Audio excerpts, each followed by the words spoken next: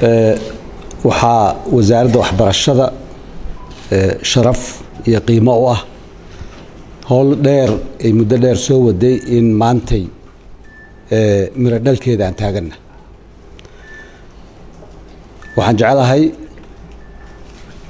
inaan u mahad celiyo ka soo qaybgalka wanaagsan ee mas-uuliyiinta jaamacadaha kala duwan ee qaranka, hadday yihiin rektoradii iyo diinankii iyo macallimiintii na soo sharfeen inay maanta oo maalin aan isleenahay wasaarad ahaan waa maalin runtii tacliinta sare taabaqaadkeedu uu ka bilaabanayo. tayada tacliinta sare aan dhihi rabaa, tacliinta sare Soomaaliya hore usoo taabaqaaday.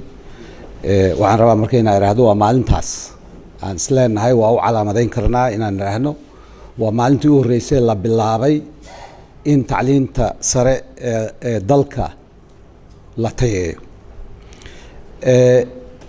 inaan idinka warramoon wax idinka sheego tayada iyo baahida loo qabo dadkaan u sheegi lahaa ma tihin.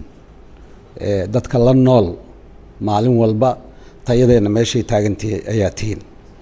marka waxaan jeclaan lahaa inaan idinka mahad celiyo ka soo qaybgalka ballaaran ee xooggan ee runtiina dhiirigelinayso ee aad ka soo qayb gasheen. waxaan sidoo kale aan jeclaan lahaa inaan ka mahad celiyo labadii guddoomiye ee ugu muhiimsan marka laga hadla baarlamaanka Soomaaliyeed inay maantayna soo sharfeen. waa guddoomiyaha arrimaha bulshada aqalka sare iyo guddoomiyaha guddiga bulshada ee golaha shacabka, oo runtii laba shakhsi oo ay ka go'an tahay in ay meel gaarsiiyaan ma aha waxbarashada keliya, arrimaha bulshada. weliba Dr. Bariisa arrinta uu ka dhawaajiyo oo sharciga ah, annaga sharciga wasaaraddu waa naga gudbay. waxaan ku leenahay inaan diyaarino geyno akhrinta koowaadna aan samayn. waa ilaahay mahadiis maanta inay qof iyo guddi ku habboon ay gacanta ugu jira sharcigaas, haddana uu gudbi karo qof kale oo asigana sidoo kale u habboon. marka labadaa guddi ayaa sharcigaas iskaga dambeyn doona intuusan sharci noqonin. iyagana soo qaybgalkooda runtii aad iyo aad ayaan uga mahad celinahay.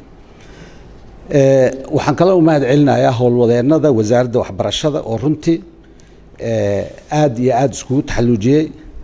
haba u horeeya Ismaaciil oo runtii xataa asigoo aan si toos hawshaas mas-uul uga ahayn siduu maanta uga yahay, xil badan iska saaray oo shaqo badan geliyey.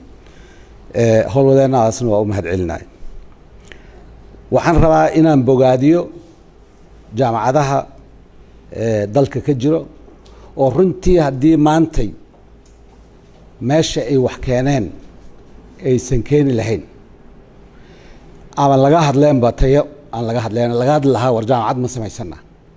marka runtii kaalintaas weyn oo ay qaranka u buuxiyeen waa ku bogaadinaya, waana ku ammaanayaa. sidoo kale jaamacadaha aragteen sida meesha laga dhawaajiyaba waxaa dhalay dalada.